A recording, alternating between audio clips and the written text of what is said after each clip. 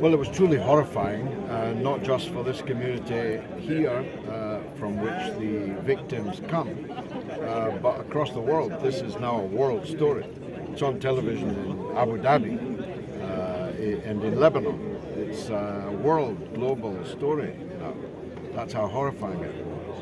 And we can never allow this kind of policing to get a grip here in Britain. It might be the norm in Palestine. It might be the norm in some American cities or in Dhaka in Bangladesh, but it's not here in Manchester, and we're not going to allow it to become the norm here. Above all, police officers, particularly armed police officers, have to remain in control of themselves at all times.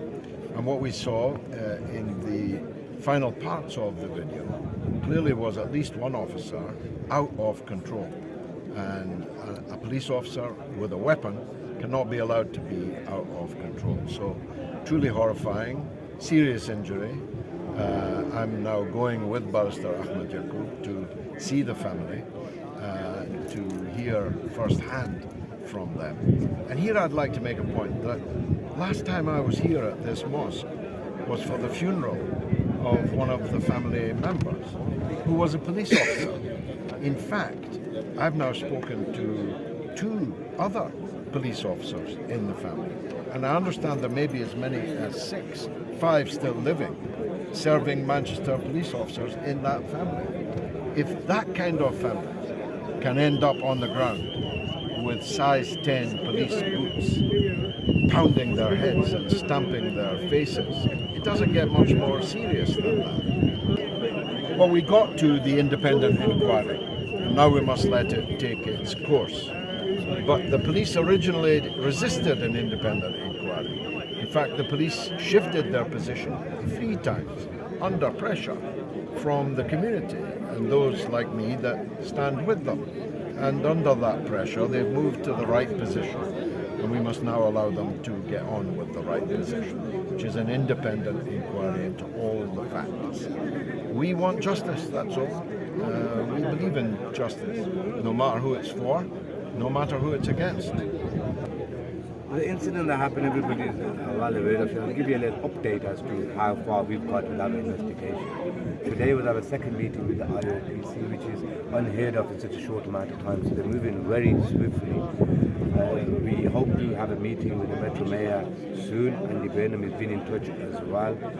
One officer has been suspended, but we are demanding that all the officers who were involved be suspended. And then, of course, the IOPC, if there's a criminal investigation, the IOPC will generate it, and then they will be prosecuted rightfully.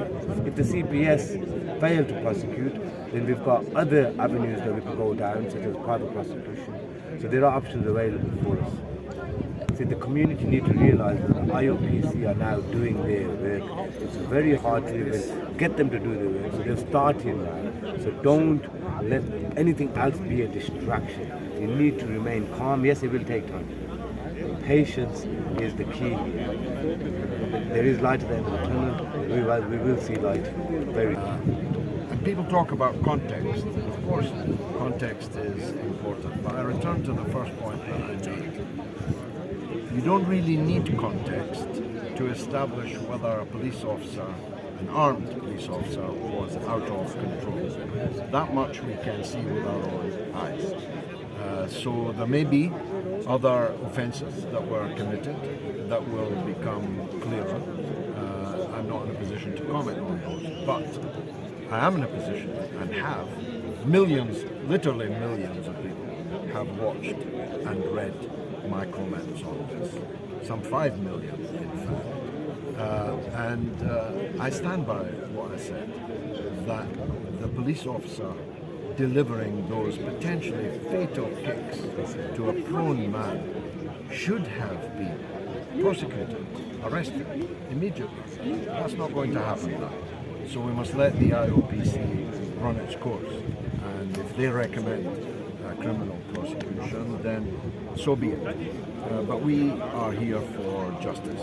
Well, it's ironic that these Tommy Robinson types are suddenly filled with love and admiration for the police, because they fight the police every other Saturday. Every time there's a Tommy Robinson demonstration, you see them beating the police and being arrested for doing so.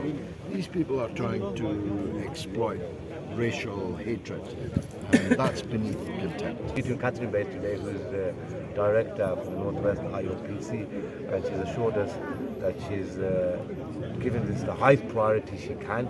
She had a day off today and she came in to see us, so they are giving it importance, and things are moving swiftly.